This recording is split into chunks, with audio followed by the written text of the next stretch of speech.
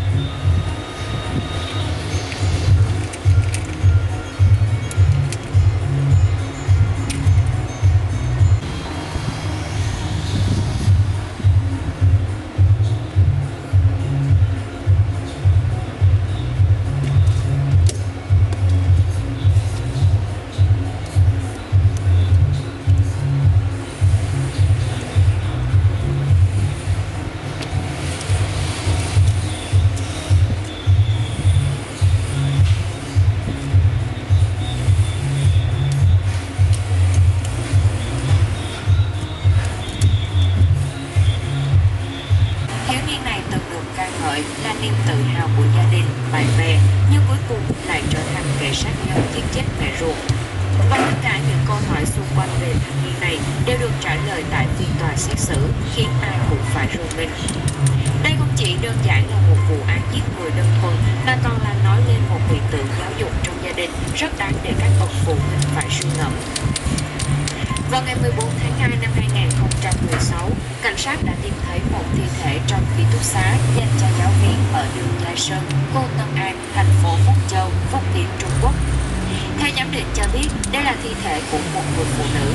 Khi phát hiện, cảnh sát nói rằng thi thể được bọc chặt hơn 100 lớp màng nhựa, mỗi lớp được đóng gói cẩn thận bằng than hoạt tính để hút EQ cao như Ngô Tạ Vũ nhưng lại có EQ thấp thì đó là một sai lầm. Con người của hắn hoàn hảo từ trong ra ngoài. Ngay trước khi học trung học, các bạn cùng lớp với Ngô Tạ Vũ vẫn nhớ mỗi lần gặp hắn ở cầu thang, hắn sẽ chủ động giơ tay nói xin chào, hiền lành và rất hòa đồng với các bạn. Trong mắt mọi người, Ngô Tạ Vũ thật sự không có một thiếu sót nào. Nói về Tạ Thiên Cầm, bà cũng là một người phụ nữ có nguyên tắc và theo đuổi chủ nghĩa hoàn mỹ. Gia đình Tạ Thiên Cầm không giàu có, học vấn gia đình tuy không cao, nhưng Tạ Thiên Cầm là người duy nhất trở thành niềm tự hào của cả dòng họ khi đậu vào trường Đại học Sư phạm Nhân Tiến và trở thành giáo viên ưu tú.